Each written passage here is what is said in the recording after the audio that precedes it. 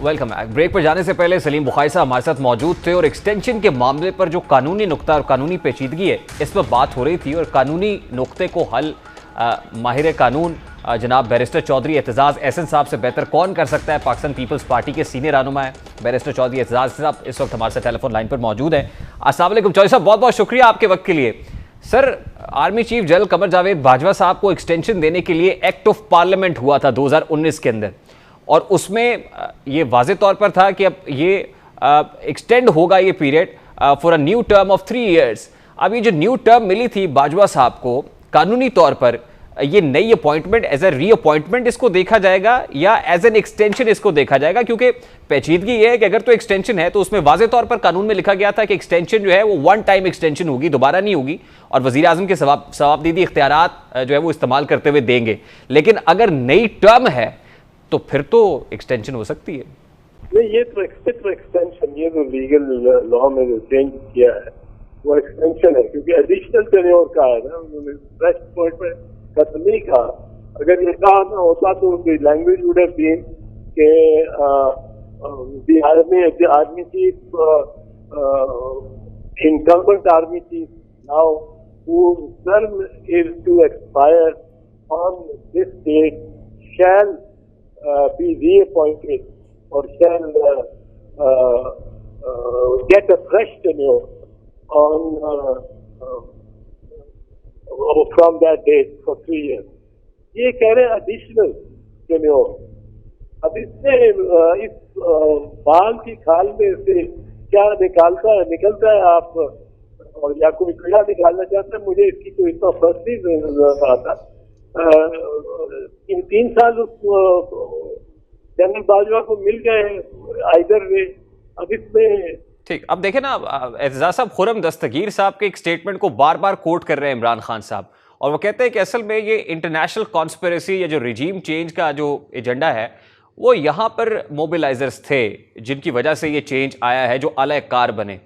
अब वो ये कह रहे हैं कि इसकी वजह कोई महंगाई नहीं थी या पब्लिक नहीं थी या कॉमनर का इंटरेस्ट नहीं था, बल्कि वो अपॉइंटमेंट थी एक्चुअली, जिसका हवाला खुर्रम दस्तगीर साहब ने दिया कि अगर वो रह जाते फिर कुछ अपॉइंटमेंट्स होती तो उसकी वजह से मैस डिस्क्वालिफिकेशंस होती, ऑपोजिशन को दीवार से लगाया जाता। इसी खदशे के पेश नज़र उनकी हुकूमत का आउस्टर हुआ है।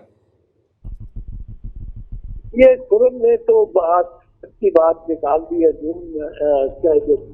मोटिव था और मुस्लिम लीग नून इसकी ड्राइविंग फोर्स में लंदन में जाके मीटिंग कैबिनेट उनकी जाके मिल रही है। नवाज शरीफ साहब को must be very cut up on general Bajwa और वो उनका अपना एक हर तरफ से प्रेशर डालने का वो उनका तरीका भी यही है कि जिस तरह मरियम कहती है मुजामत होगी तो मुफामत होगी। करनी उन्होंने मुफामत होती है पर वो मुजामत करके और फिर वो हाथ फेंक देते हैं। तो ये उनका टैक्टिक रहा है पहले से। अब ये समझना कि army cheap and the appointment of the army chief was the singular matter which was in the minds of all allies in the opposition. I don't think that can be a correct conclusion, but mind you, Khurram Dastgir ने बिल्कुल reflect किया है the mind of the PMLN और PMLN को यही खतरा था कि हमारे केसेस हमारे खिलाफ हो जाएंगे, ये केसेस जो चल रहे हैं ये हमारे खिलाफ हो जाएंगे, हम डिस्क्वालीफाई हो जाएंगे, हम शायद गिरफ्तार भी हो जाए, हमारी प्रॉपर्टी भी इससे जब्त हो सकती है। अब एतजाज़ साहब, 2 सवाल है ना इस पे। देखिए, एक तो आप मुस्लिम लीग नून को as far as this matter and this statement of Khurram Dastgir sahab is concerned आप सिंगल आउट कर रहे हैं नून लीग को।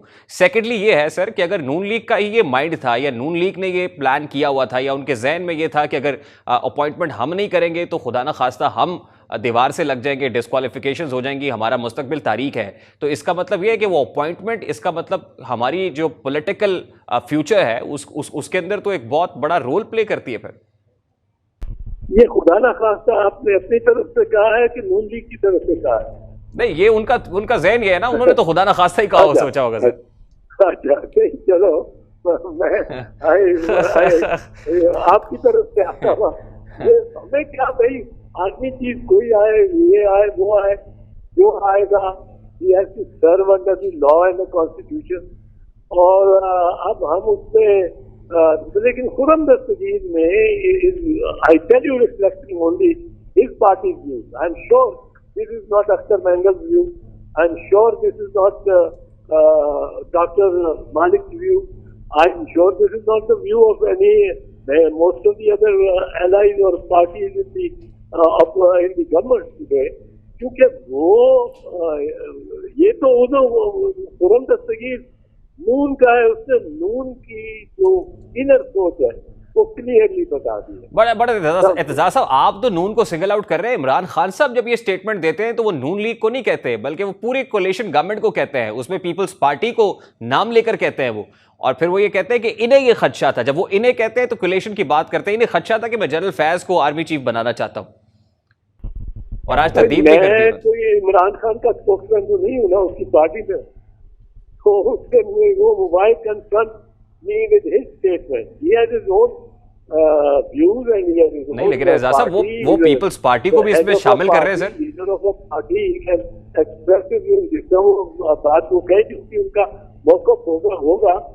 मुझे तो हैरत हुई है ये खुरम दस्तगीर के मौक़िफ़।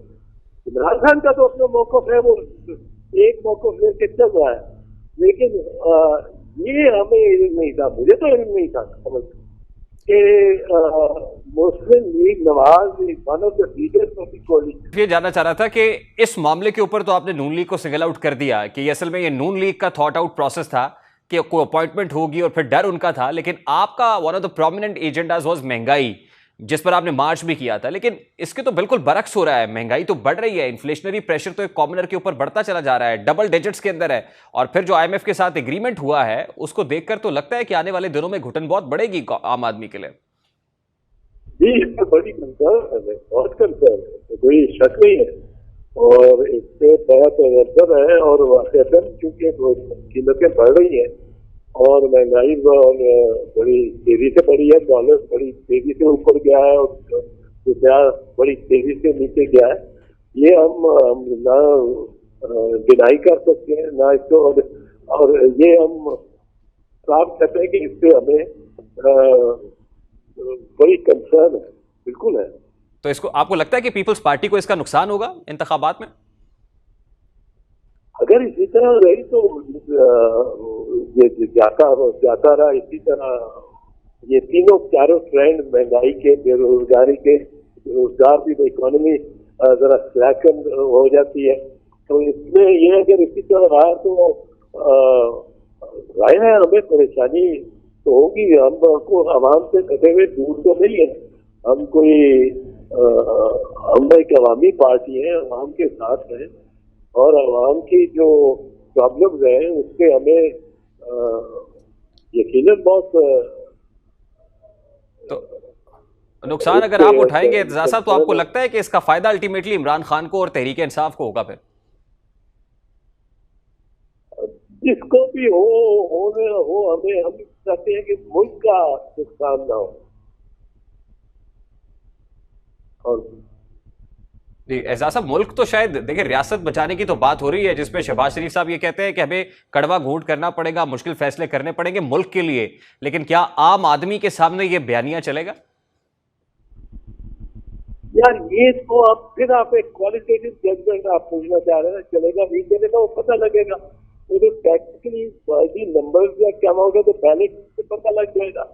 पर अब मैं शहबाज शरीफ के इस इशू पे यू आज Shahbaz Sharif, I am not speaking for him और एज ए स्पोक्समैन, मैं तो इस पोजीशन में नहीं हूं। लेकिन आप हुकूमत में तो है ना एतजाज साहब, कैसे को ही है right to his opinion and his view. लेकिन आप हुकूमत में तो है ना एतजाज साहब? वो हुकूमत में साथ है, वो भी दुरुस्त है, पर इसमें हमारी एक पोजीशन है, हम उसको नहीं छोड़ने को तैयार। हमारी जो पोजीशन होती है for the people and people friendly policies, we are concerned because of, क्योंकि लोगों को बड़ा इस वक्त इम्तिहान से गुजार रहे हैं, और जो हम लोग, तो हमारी ये कंसर्न। नहीं तो People's Party you think will easily get away with this by saying कि ये तो शहबाज शरीफ कर रहे थे, ये अगर ये सोच रहे थे तो ये प्लान खुर्रम दस्तगीर का था, महंगाई बढ़ रही थी तो मिफ्ता इस्माइल एग्रीमेंट साइन कर गए थे and People's Party will easily get away with this. देखिए, ये आप वो बातें कर रहे हैं, इत्तेहादों में बड़ा कुछ होता है, इत्तेहाद अगर है तो उससे काफी गिरेंगे या खड़े होंगे, ऊपर जाएंगे। We have to reflect on these policies and their impact, उनका क्या इम्पैक्ट है, और वो हम करेंगे, अपने तौर पे करेंगे। हम एक अलग पॉलिटिकल पार्टी है, हम मर्ज तो नहीं हुए किसी जमात में, ना किसी को हमने मर्ज किया है। हमारी एक आइडेंटिटी है, वो बावजूद इसके है और होनी चाहिए। और हमें इन बातों से जिससे शहरी परेशान है, हमें बड़ी तशवीश है। बहुत बहुत शुक्रिया। बैरिस्टर चौधरी एतजाज एहसन साहब हमारे साथ मौजूद थे। अभी एक ब्रेक लेंगे और ब्रेक के बाद जब वापस आएंगे तो IMF के साथ मुआहदे की बात करेंगे। इस मुआहदे के बाद क्या मईशत में कोई बेहतरी आएगी या फिर आम आदमी के लिए घुटन बहुत बढ़ने वाली है? इस ब्रेक के बाद इस पर बात करेंगे हमारे साथ।